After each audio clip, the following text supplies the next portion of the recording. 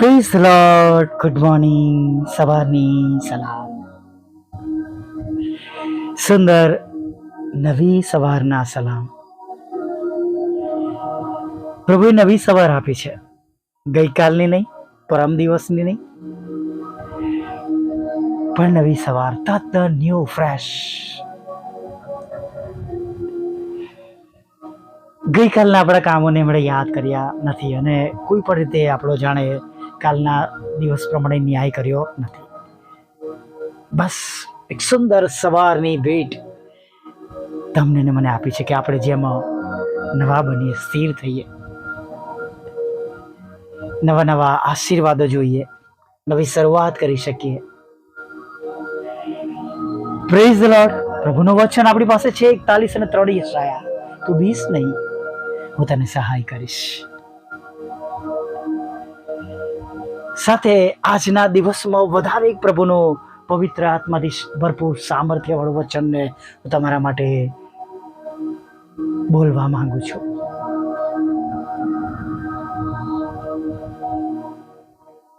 જો તમે ગીત શાસ્ત્ર 121 વાંચો તો ત્યાં 7મી કલમ 7th વર્સિસ આપણે જોઈએ છે નહીં?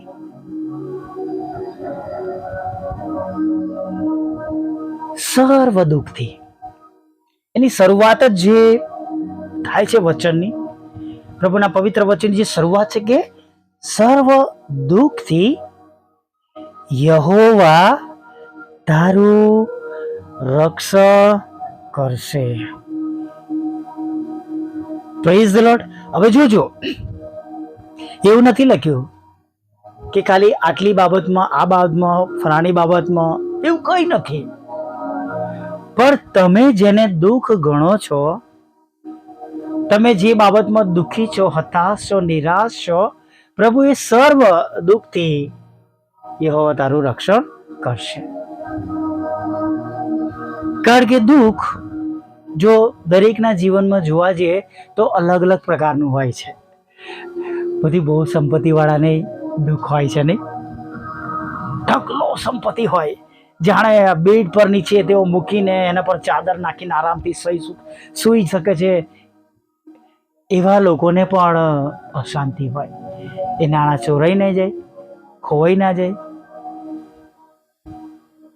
ક્યારે એને વધારું, કેવી રીતના એને વધારું, અને એમ જ એનું મન જ્યાં એનું દ્રવ્ય છે ત્યાં એનું ચિત રહે છે. જમીનમાં કે મકાનમાં કે જે તે પ્રકારની એવી બાબતો જે સર્વશ્રેષ્ઠ છે એને ગુમાવવાનું દુઃખ રહ્યા કરે છે.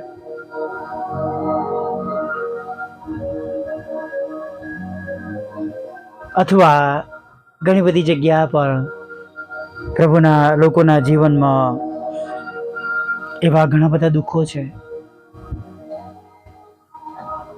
ઘણા બધા લોકો પ્રાર્થના નથી કરી શકતા, બાઇબલ વાંચી શકતા નથી, ચર્ચમાં જઈ શકતા નથી.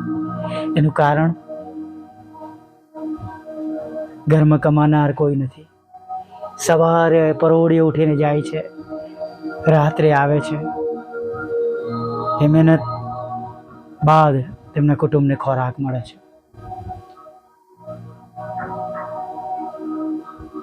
એ દુઃખ છે. તમે કદી એવો દુઃખ અનુભવ્યું છે?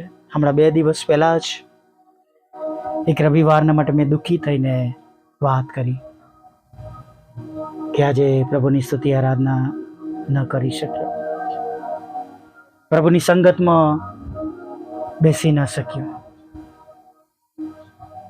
કેમ કે ત્યાં શૈતાનની જીત થઈ હતી, જગતની બાબતોની જીત થઈ હતી.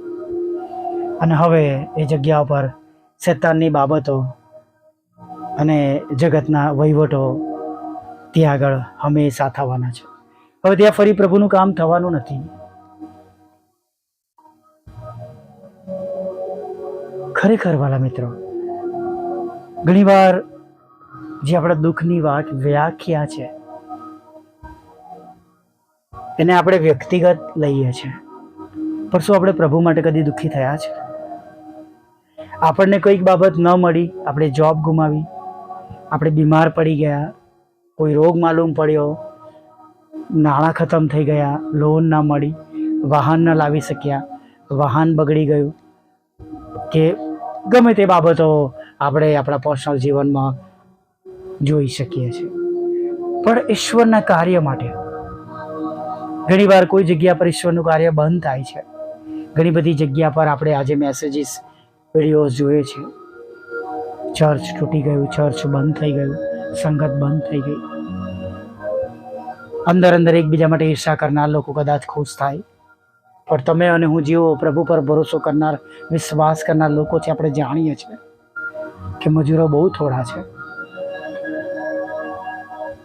અને જ્યારે આવી બધી બાબતો બને છે ત્યારે વિશેષ દુઃખ થાય, કેમ કે આપણે બધા ખ્રિસ્તમાં એક શરીર છે, એક અવયવ છે. આપણે અલગ અલગ જુદા જુદા અવયવો છે. અવયવ તરીકે પ્રભુના શરીરમાં અલગ રીતે ગોઠવાયેલા છે. શું આપણે એના લીધે કદી દુઃખી થઈએ છીએ? પણ તકલીફ એ છે કે આજે જગતમાં દરેકે પોતપોતાનો અલગ અલગ ભાગ પસંદ કરી દીધો છે. એને અલગ રીતે જ રહેવા માંગે છે. એ શરીર સાથે જોડાતા નથી. હું આ, હું પેલો, હું આ, અથવા અમારું, આ તમારું. અને એમ હું બોલવા નથી માંગતો, તમે સમજી શકો છો, કેમ કે આપણે કોઈ એટલા પરફેક્ટ નથી કે આપણે કોઈનો ન્યાય કરીએ. પણ જે બાબતો દેખાય છે, જોવાય છે, એ બાબતો હું તમારી સાથે કરી રહ્યો છું, બોલી રહ્યો છું.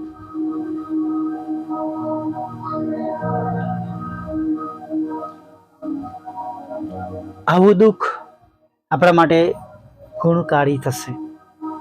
પ્રભુના વચનમાં વાંચીએ છીએ કે હું દુઃખી થયો, એ મારા માટે ગુણકારક બન્યું. પ્રભુના કાર્યોના માટે દુઃખી થઈએ,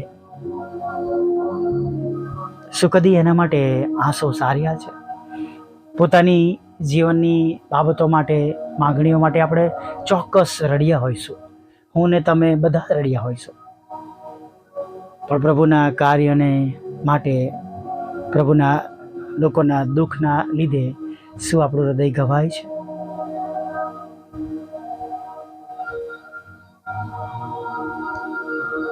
આપણે જ્યારે પ્રભુની ઈચ્છા પ્રમાણે, દ્રષ્ટિ પ્રમાણે નથી કરતા, ત્યારે આપણા પ્રભુને પણ આપણા માટે દુઃખ થાય છે. આ જગતમાં જો કોઈ તમારા કે મારા માટે સારું કામ કર્યું હોય અને સારા કામના બદલે એને બુંડો આપણે આપીએ અથવા એનો સારો બદલો ના આપીએ, તો આખા જગતમાં કંઈ વળે નહીં કે મેં એના માટે આટલું સારું કામ કર્યું અને એણે મને એને આવો બદલો આપ્યો. નગુણો માણસ છે, નગુણી સ્ત્રી છે, અને આ શું કહીએ આપણે નહીં? જ્યારે તમારા અને મારા પ્રભુએ તો પદસ્તંભ પર તમારા અને મારા માટે કેટલું મોટું બલિદાન આપ્યું છે. તેમણે પોતાનું રક્ત તમારા અને મારા માટે વેવડાયું છે. તમારો અને મારો નાશ ન થાય, આપણને જીવન મળે.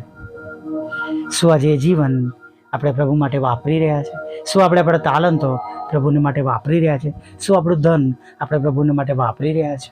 શું આપણો સમય આપણે પ્રભુને માટે વાપરી રહ્યા છે? તો પ્રભુને કેટલું દુઃખ થતું હશે. તો પણ પ્રભુનું વચન તો આપણને કહે છે, સર્વ દુઃખથી યહોવા તારું રક્ષણ કરશે, તે તારા આત્માની સંભાળ રાખશે. અને પ્રભુ તો કરે જ છે આપણા માટે. શું આપણે આજે પ્રભુને દુઃખી કર્યા હોય તો બદલાઈએ અને એ પ્રમાણે કરવાનું બંધ કરીએ, એની શરૂઆત કરીએ? કડવી વાત છે, પણ આપણે પણ પ્રભુને દુઃખ પહોંચાડનારામાંના એક છીએ. અલગ રીતે આપણે ક્યારેક જાણતા પણ નથી. અને માટે આવો પ્રભુની આગળ નમી જઈએ, બિન બનીએ, અને આજની સવારમાં આપણે આગળ વધીએ. ભલા પ્રભુ, અમે તમારી સ્તુતિ કરીએ છીએ, તમારો આભાર માનીએ છીએ પ્રભુ આજે સવારમાં પ્રભુ. અને બહુ સુંદર રીતે પ્રભુ તમે આજે એક અલગ વિષય પર અલગ રીતે અમારી સાથે વાત કરી છે. તમે તો સર્વ દુઃખથી અમને છોડાવો છો, તમે અમારા આત્માનું રક્ષણ કરો છો. પણ પ્રભુ, અમારા કામો દ્વારા અમે તમને કેટલા બધા દુઃખી કર્યા છે, અમારા વિચારો દ્વારા અમે તમને કેટલા બધા દુઃખી કર્યા છે. અને પ્રભુ, એ બધા દ્વારા જાણે પ્રભુ અમે તમારી વિરુદ્ધ થયા છે પ્રભુ, અને તમારી વિરુદ્ધમાં થઈને પ્રભુ જાણે અમે શેતાનના પક્ષમાં બેઠા છે પ્રભુ. કૃપાળુ પ્રભુ, દયાળુ પ્રભુ, ક્ષમા કરો પ્રભુ, ક્ષમા કરો પ્રભુ, દયા કરો પ્રભુ, ક્ષમા કરો પ્રભુ.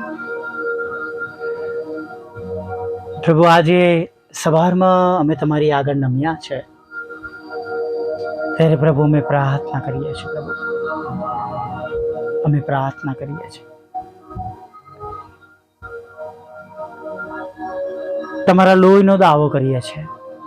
પ્રથમ અમને સમજણ આપો, બુદ્ધિ આપો, જ્ઞાન આપો, તમારો ભય અને બીક રાખતા શીખવો.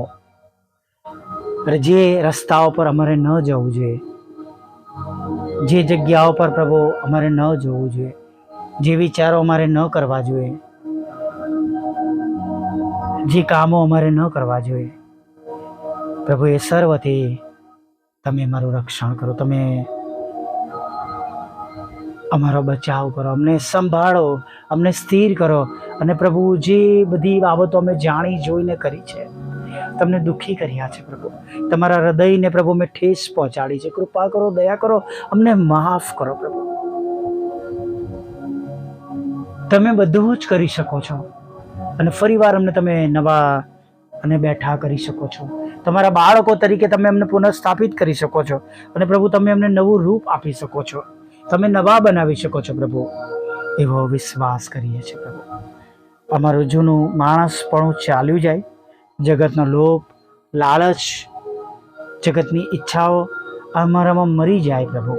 હા પ્રભુ, હવે અમે જગત પ્રમાણે નહીં, દેહની લાલસા પ્રમાણે નહીં, પણ હવે અમે આત્માની ઈચ્છા પ્રમાણે પ્રભુ ચાલીએ, એવું તમે થવા દેજો પ્રભુ.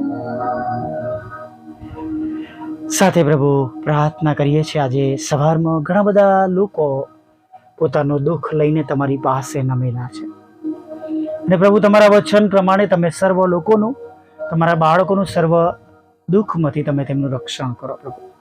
તમે તેમના ઈશ્વર છો, તેમણે તમને પોતાના ઈશ્વર તરીકે કબૂલ કર્યા છે પ્રભુ. હા પિતા, તમારા વાલા દીકરા પ્રભુ ઈસુ પર તેઓ ભરોસો કરે છે, વિશ્વાસ કરે છે, તેમના લોહીમાં તેઓ નહાયેલા છે. ત્યારે અમે પ્રાર્થના કરીએ છીએ કે આજે વિશેષ એ દુઃખોને પ્રભુ તમે ઉચકી લો પ્રભુ, અને પ્રભુ સમુદ્રના ઊંડાણોમાં પ્રભુ ફેંકાઈ જાય પ્રભુ. તમારા પવિત્ર નામ એવું થવા દો.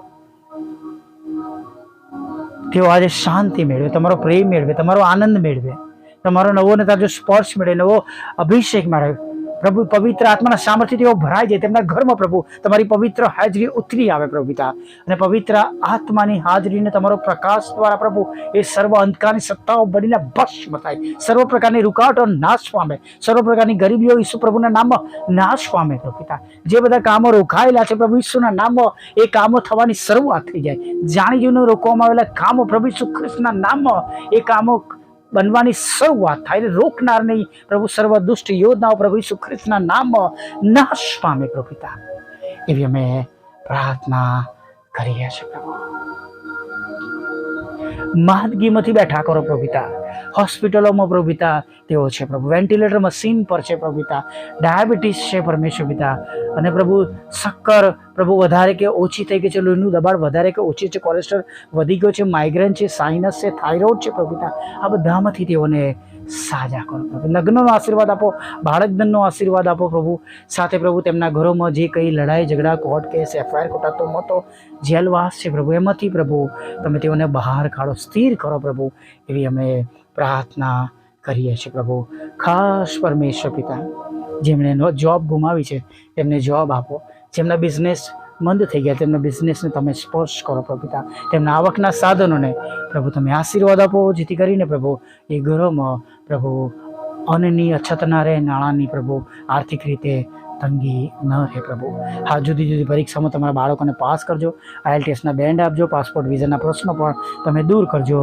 એવી અમે પ્રાર્થના કરીએ છીએ પ્રભુ, પ્રાર્થના કરીએ છીએ પ્રભુ પિતા કે પ્રભુ જે ખેતરોમાં, હા પ્રભુ, તમારી સેવિકાના ખેતરોમાં એ કડવા નામો મેળવવામાં આવ્યા છે, એ નામો ખાલીસ થાય, તમારી સેવિકાને ખેતરનો કબજો મળે, વિજય પ્રાપ્ત થાય પોતાના વાદીઓ પર, એવી અમે પ્રાર્થના કરી છે. મકાનો વેચાય અને પ્રભુ તમારા બંને વડીલો એનો આશીર્વાદ જોઈ શકે એવું થવા. જે નાણાં રોકાયા છે, કોઈ બાબતના લીધે નાણાં તેમને પ્રાપ્ત થાય, ગુમાવ્યા છે, નાણાં પ્રાપ્ત થાય, છેતરપિંડીથી લઈ લેવામાં છે, એ નાણાં પર તેમને પ્રાપ્ત થાય એવું તમે થવા દેજો. વિધુ બહેનો, અનાથો, મન બુદ્ધિ લોકો, માનસિક રોગીઓ, વિકલાંગોની પણ સાથે રહેજો.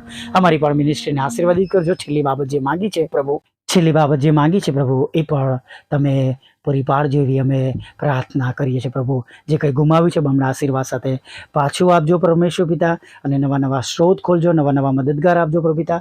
જે કંઈ પ્રભુ આર્થિક મુશ્કેલીઓ છે પ્રભુ, એને પણ તમે દૂર કરજો, અને કૃપા કરીને પ્રભુ રોજ પ્રભુ તમારું વચન આપવાના માટે પ્રભુ તમે બળવાન કરજો પ્રભુ. પાપોની ક્ષમા કરજો, દિવસની રોટલી આપજો, અને પરમેશ્વર પિતા સાંજના સમયે ફરીવાર તમારું ભજન કરતી લાવજો માગતા પ્રભુ ઈસુ ખ્રિસ્તના પવિત્ર બોલન નામ માટલો સાંભળો દેવ બાપ, માન્ય કરજો.